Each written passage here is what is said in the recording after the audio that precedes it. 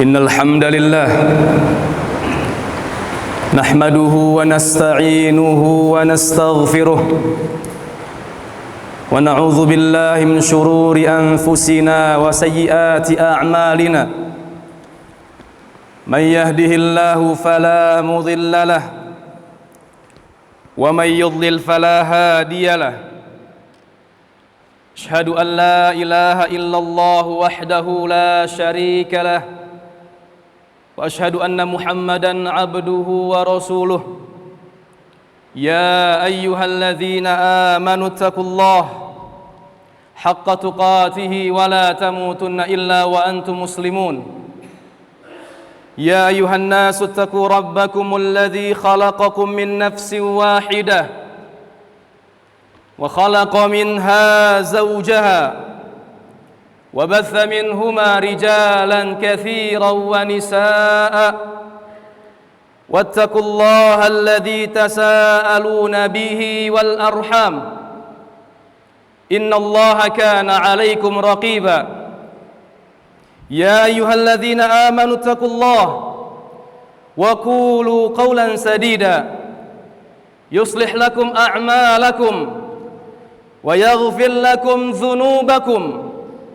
ومن يطع الله ورسوله فقد فاز فوزا عظيما أما بعد فإن أصدق الحديث كتاب الله وخير الهدي هدي محمد صلى الله عليه وسلم وشر الأمور محدثاتها وكل محدثة في الدين الله بدعة وكل بدعة ضلالة وكل ضلالة في النار.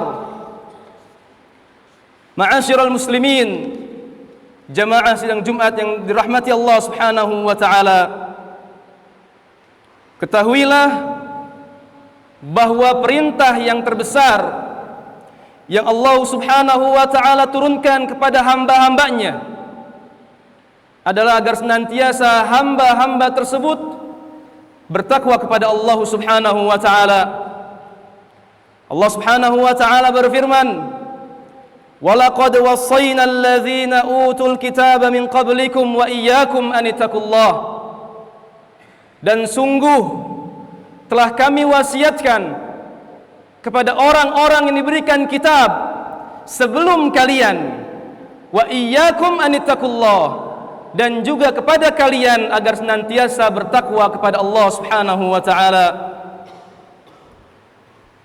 Ma'asyiral hadirin rahimani wa rahimakumullah. Siapa yang tidak pernah melakukan perbuatan dosa dan maksiat? Adakah manusia di atas muka bumi ini tidak pernah terjatuh kepada perbuatan dosa dan maksiat kepada Allah Subhanahu wa taala? Ana yakin setiap kita pernah melakukan dosa. Allah Subhanahu wa taala memerintahkan kepada kita semuanya agar kita kembali kepada Allah, bertaubat kepada Allah Subhanahu wa taala. Allah Subhanahu wa taala berfirman, "Wa tubu ilallahi jami'an ayyuhal mu'minun la'allakum tuflihun." Bertaubatlah kalian seluruhnya kepada Allah Subhanahu wa taala, wahai orang-orang yang beriman kepada Allah, la'allakum tuflihun, agar kalian beruntung.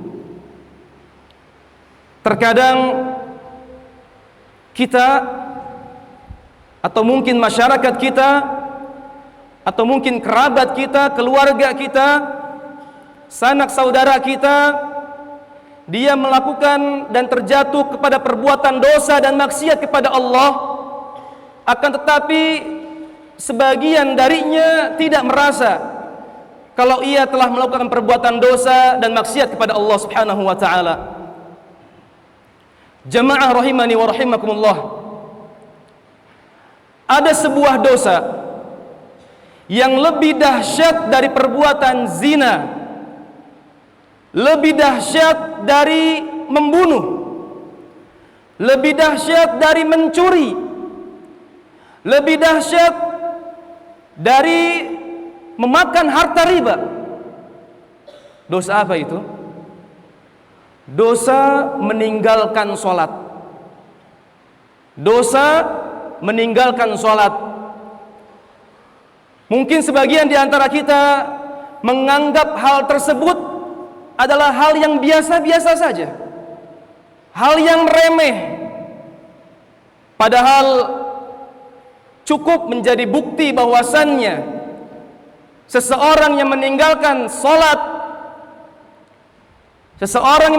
sholat, keislaman dia diperselisihkan oleh para ulama. Bahkan sebagian ulama mengklaim bahwasannya dia sudah kafir. Nabi SAW bersabda, "Al-ahdul ladzi bainana wa bainahum as-salah, faman tarakaha faqad kafar." Perbedaan, kata Nabi SAW, perbedaan kami orang-orang Islam dan juga mereka orang-orang kufar, antara kami dan mereka perbedaan adalah salat. Faman tarakaha faqad kafar. Barang siapa yang meninggalkan salat, maka dia telah kafir. Jamaah rahimani wa rahimakumullah. Begitu besar perkara salat dalam Islam.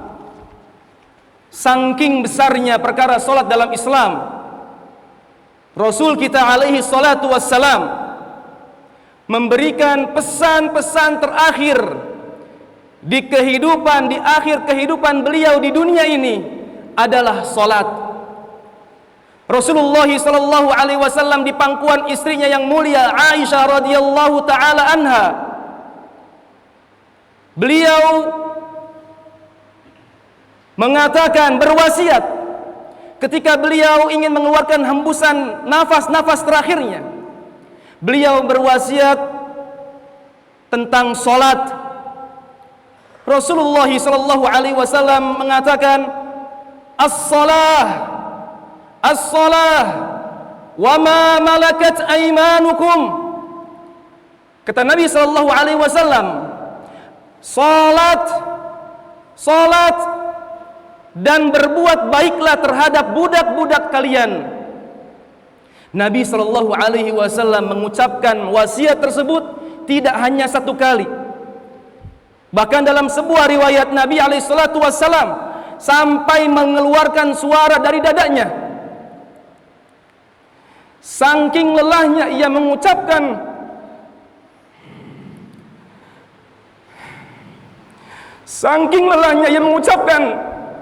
melalui lisannya perkataan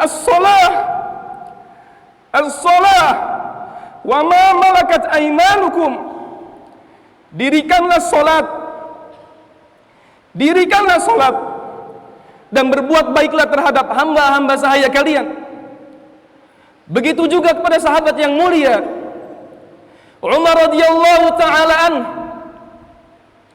ketika terjadi peristiwa penusukan yang sangat keji kepada Umar radhiyallahu taala anhu, ketika beliau radhiyallahu taala anhu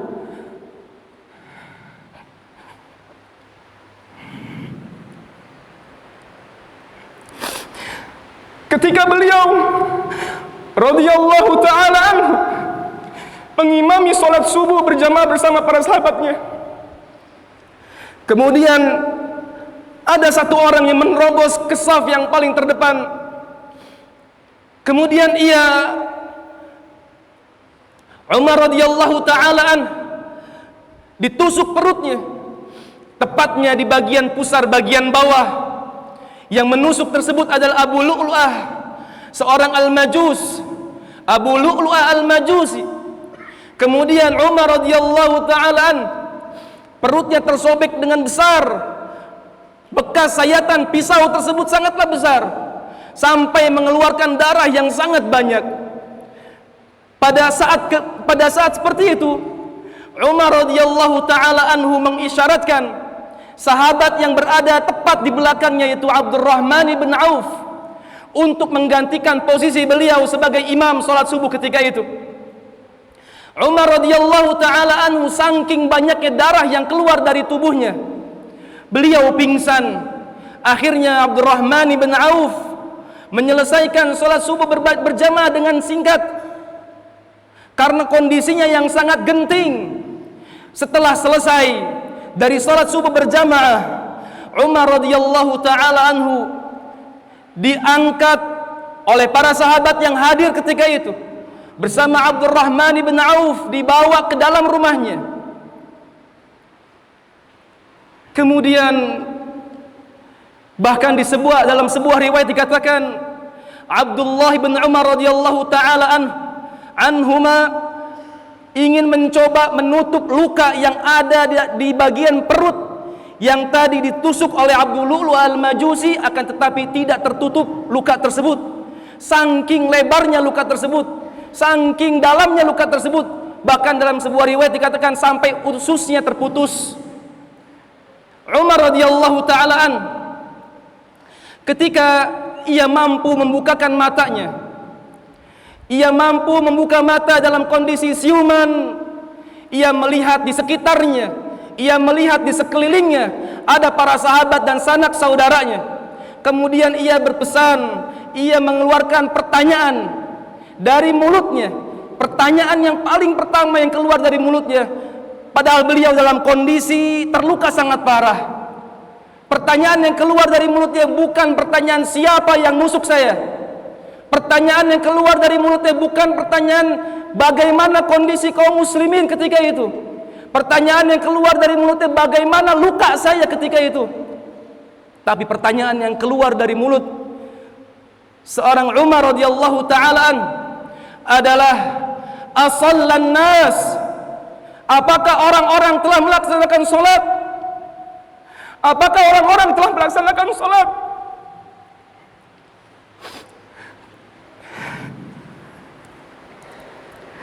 Kemudian para sahabat yang ada di sekitarnya kemudian menjawab pertanyaan Umar radhiyallahu taala, "Na'am ya Amirul Mukminin." Mereka telah melaksanakan salat. Kemudian ketika itu Rasulullah Umar radhiyallahu taala mengatakan, "Fa inna la hadza fil Islam liman taraka as-shalah." Kata Umar radhiyallahu taala, tidak ada dalam Islam bagi orang-orang yang meninggalkan salat. Tidak ada bagian dalam Islam bagi orang-orang yang meninggalkan salat. Umar radhiyallahu taala setelah mengatakan hal tersebut, ia berusaha untuk melaksanakan salat dalam kondisi perutnya yang sobek dan banyak darah keluar dari tubuh beliau radhiyallahu taala. Di sini Umar radhiyallahu taala memberikan kepada kita informasi bahwasannya dosa meninggalkan salat ini bukan dosa yang biasa-biasa saja, dosa yang sangat berat. Bahkan Allah Subhanahu wa taala mengabadikan perkataan atau jawaban orang-orang ahli neraka, penghuni neraka ketika ditanya, "Ma salakakum fi saqar?" Apa yang menyebabkan kalian masuk ke neraka Saqar? Mereka menjawab, "Lam naku minal musallin." Dulu semasa kami hidup di dunia, kami bukan termasuk orang-orang yang mendirikan salat. Hadirin yang dirahmati Allah Subhanahu wa taala, Umar radhiyallahu taala sangat memberikan perhatian penuh tentang perkara salat. Bahkan beliau radhiyallahu taala memberitahukan kepada kita semua bahwasanya dosa meninggalkan salat adalah dosa yang sangat besar. Sampai beliau radhiyallahu taala mengatakan, "Fa inna la hadza fil Islam liman taraka as-salah." Tidak ada bagian dari Islam bagi mereka-mereka yang meninggalkan salat. Islam salat.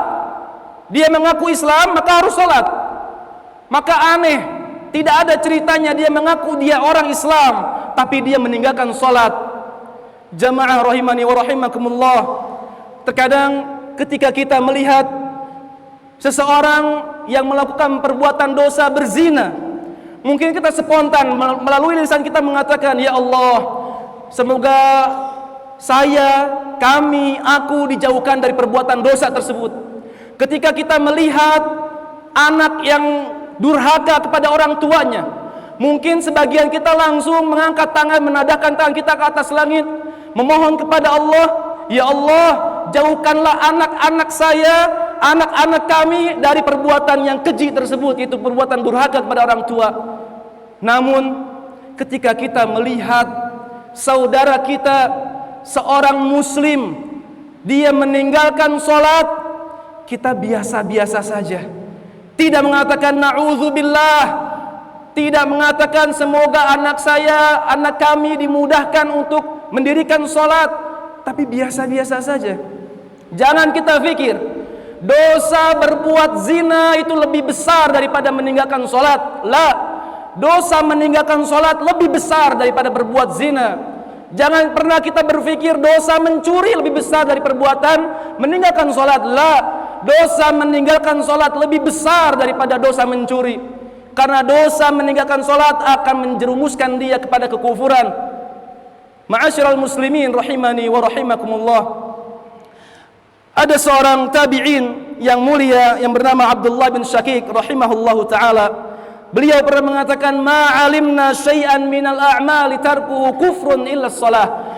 Kami tidak pernah melihat satu amalan yang apabila amalan tersebut ditinggalkan langsung menjerumuskan seorang yang meninggalkan tersebut kepada kekufuran. Kemudian ada orang yang mengatakan kepada Abdullah bin Syakik, apakah seorang muslim yang meninggalkan puasa Ramadan langsung divonis kafir? La.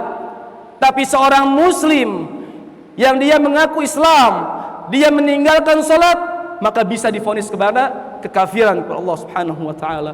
Ma'asyiral muslimin rahimani wa rahimakumullah. Nabi alaihi salatu wassalam pernah mengingatkan di hadapan para sahabatnya tentang pentingnya perkara salat. Bahkan Nabi SAW mengatakan, man hafadhu 'alaiha kanat lahu nuran wa burhanan wa najatan yaumal qiyamah. Orang yang menjaga salatnya, orang yang perhatian dengan salatnya, kana lahu nur, ia akan mendapatkan cahaya, wa burhan, mendapatkan petunjuk, wa najat yaumal qiyamah, dan akan mendapatkan kebahagiaan, kemenangan di hari kiamat kelak. Sebaliknya, wa man lam yuhafiz 'alaiha kanat laisa lahu nur, lam yakun lahu nur wa burhan wa najat yaumal qiyamah. Orang yang tidak perhatian dengan salat, orang yang tidak perhatian dengan salat, dia tidak akan mendapatkan cahaya dari Allah, dia tidak mendapatkan petunjuk dari Allah, dia tidak mendapatkan kebahagiaan di akhirat kelak. Bahkan kata Nabi sallallahu alaihi wasallam, wa kana yaumul qiyamah ma'a Qarun, ma'a Fir'aun, wa Haman wa Ubay bin Khalaf. Bahkan nanti di hari kiamat kelak dia akan dibangkitkan bersama Qarun, bersama Haman, bersama Fir'aun, dan juga bersama Ubay bin Khalaf. Syekh Abdul Razak hafizahullah ta'ala mengatakan, menjelaskan hadis tersebut, siapa yang meninggalkan salat dikarenakan dia sibuk, dikarenakan sibuk dengan hartanya, maka ia seperti Qarun. Kemudian dia menjelaskan, siapa yang meninggalkan salat dikarenakan sibuk dengan kekuasaannya, maka dia seperti Fir'aun. Siapa yang meninggalkan salat dikarenakan sibuk dengan jabatannya, maka dia seperti Haman. Siapa yang meninggalkan salat karena sibuk dengan perniagaannya, perdagangannya, maka dia seperti Ubay bin Khalaf. Aqulu qauli hadza wa astaghfirullah li wa lakum.